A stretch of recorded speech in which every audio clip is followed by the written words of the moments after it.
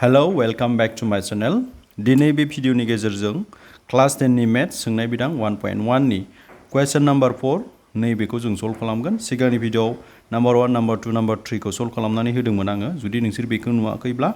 बे भिडिअनि डिस्क्रिप्शननि गाहायाव लिंक होनाय दंखायो। बे लिंकआव थुनानै नायहैबानो जाबाय।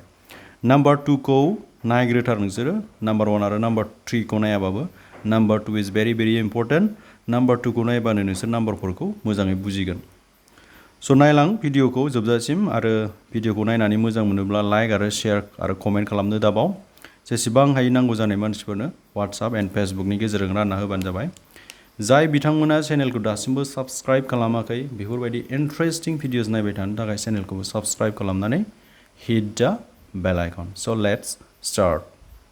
गिबियावनो जों बर' मिडियामनि कुइसन्सखौ नायगोन, बेनिफ्राय इंलिश मिडियामनि कुइसन्सखौ जों नायगोन। जिहेतु बे मोनसे भिडिअआ बर' मिडियामाव फरायनाय, इंलिश मिडियामाव फरायनाय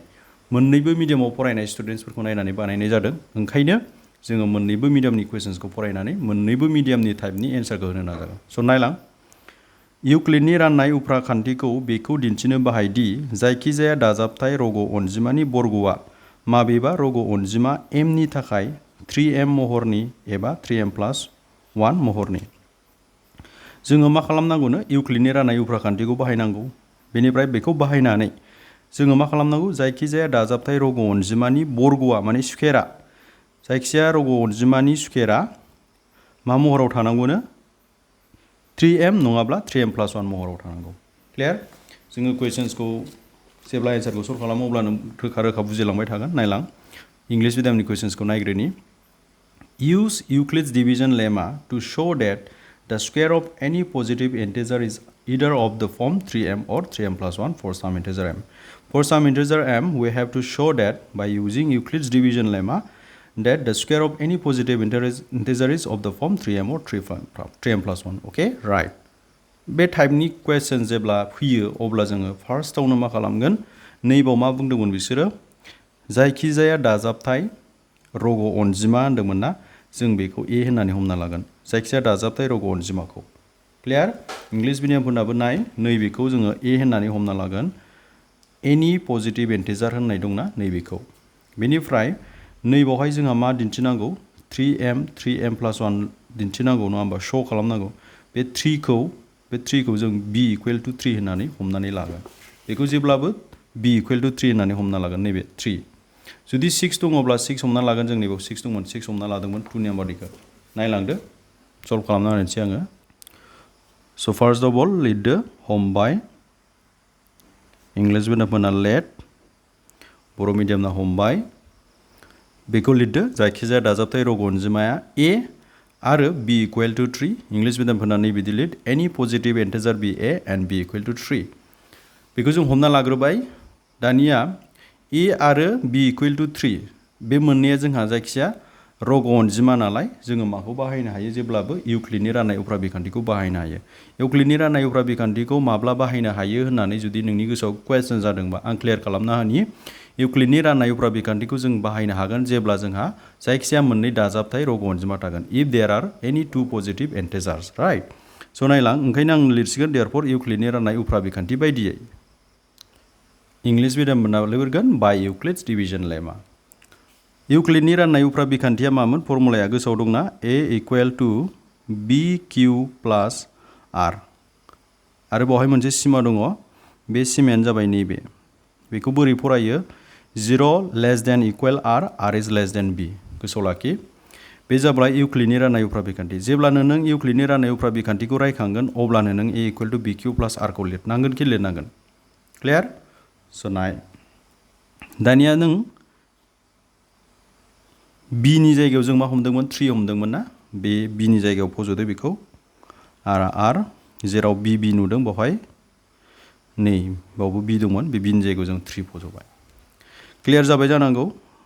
साप'ज जों बेखौ समानथाय 1 होथ'नोसै। लेट आस साप'ज दिस इज इकुवेशन नम्बर 1। दानिया नै नायदो जोंहा नै बियो 0 <= r, r <= 3 होननाया मा होनाय जादों?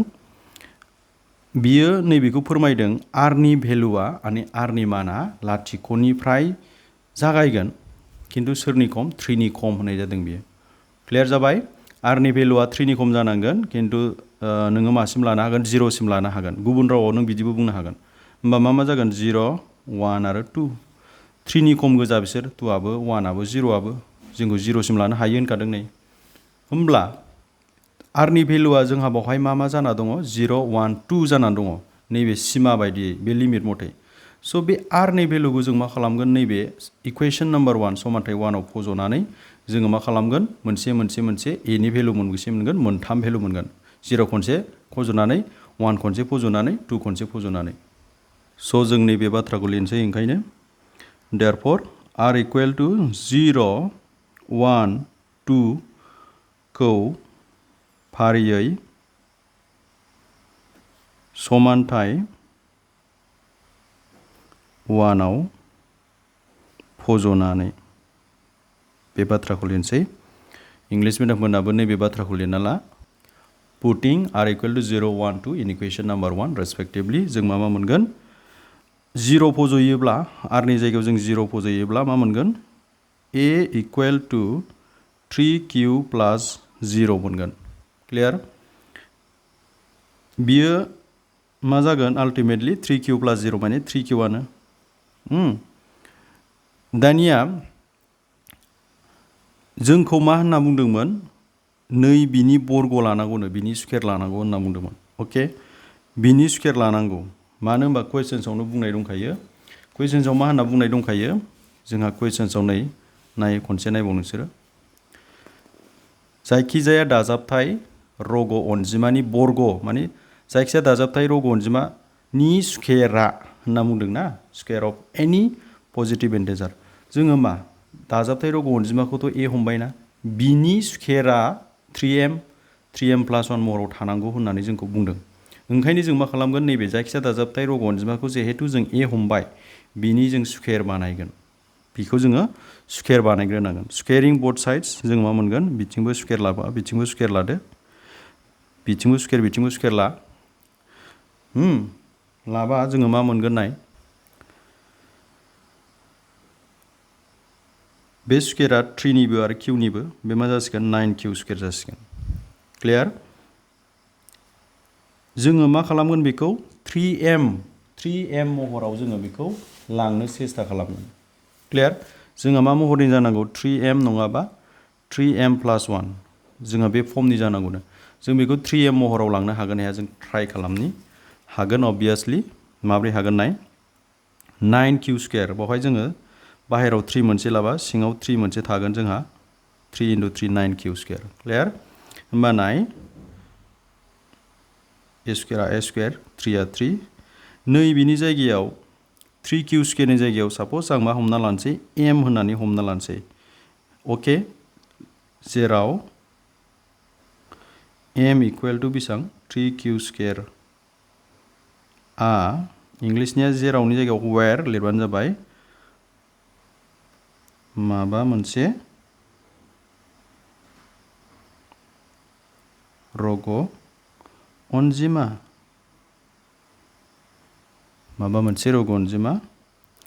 इंलिश मिडियाम होना लिर वेर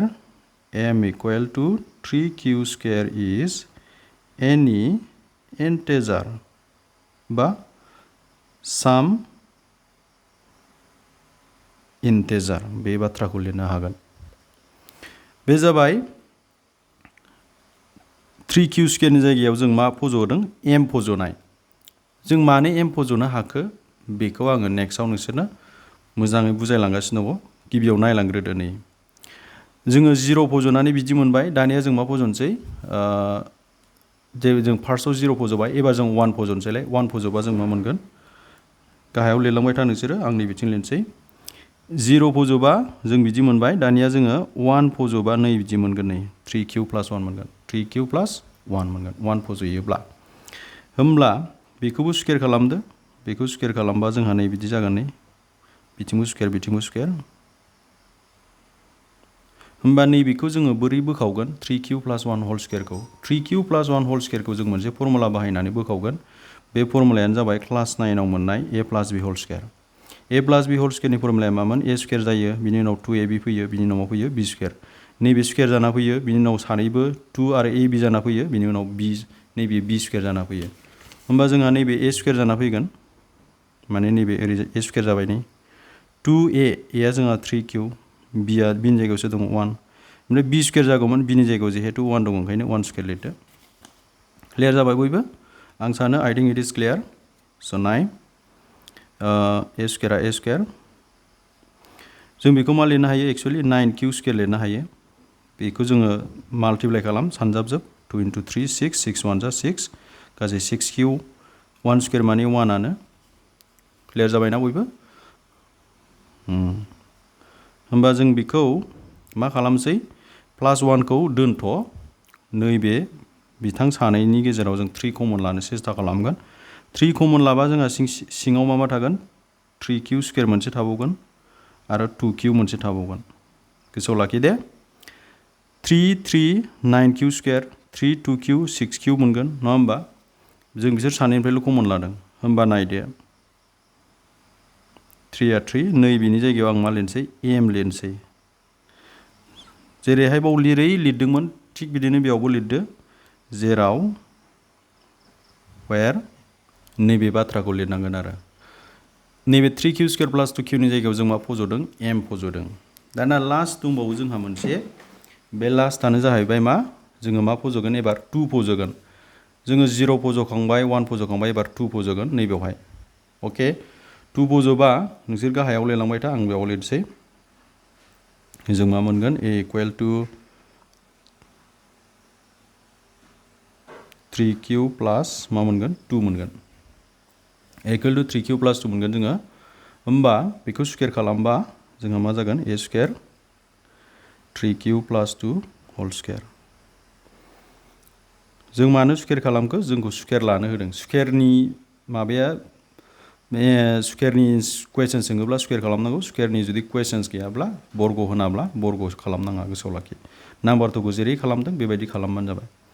होमबा बेबो जेरै नैबे महराव फैदों बेबोनो बिदिनो महराव फैसिगोन a square + 2ab + b square okay I think it is clear yeah so now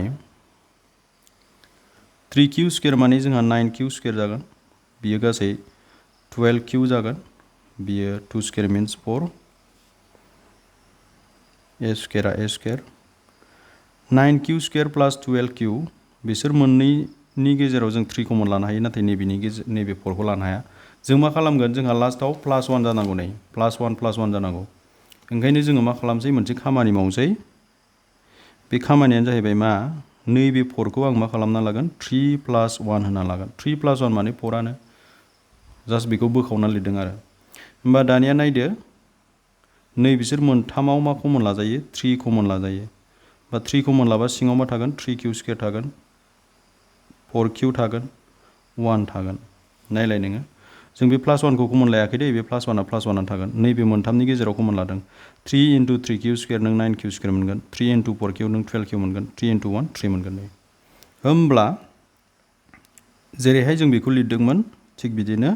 नैबे ब्रेकेटनिखौ जोङो मा फज'नोसै ब्रेकेटनि जायगायाव जों m होननानै हमना लानोसै m होननानै फज'बाय m होननानै हमना लाथ'बाय बेखिनिखौ जोङो m माने जायखिजाया रग' अनजिमा आरो जिखुनु जों मिथिया जायखिजाया माबा मोनसे रग' अनजिमा बियो नोंबो जानो हागौ बैबो जानो हागौ बे सिस्टेम आरो जेराव जेरै सिगाङाव लिरदों बिदिनो लिरदो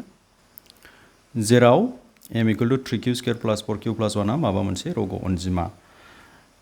इंलिश मिडियाम होननानै बिदि लिरना लादो स' दानिया जोंहा दहायनि कुएसन्सआव फैफिनसै जे बावहाय जों मानो m फज'खो नै बावहाय जों m लाबाय बेयावबो m लाबाय बेयावबो जोङो मा लादों m लादों m आ गुबुन गुबुन जादों बावहाय 3q स्क्वायर जादों बावहाय 3q स्क्वायर + 2q जादों बावहाय जादों 3m + 3q स्क्वायर + 4q + 1 जादों बावहाय नै मानो लादों जोङो बेखौ नाय कुएसन्सआव जोंखौ मा होनदोंमोन कुएसन्सआव एसे थांफिन नोंसोरो होमबानो बुजिगोन जोंहा मा होनदोंमोन मा महरनि जानांगौनो 3m नङाबा 3m + 1 महरनि जानांगौ जों बे महराव थानांगोन जोंहा क्लियार ओंखायनो जोङो मा खालामदों जेरावहाय जोङो m होदों जों बेवहाय मानो m होदों नै 3q स्क्वायर बिनि जायगायाव जों m होदों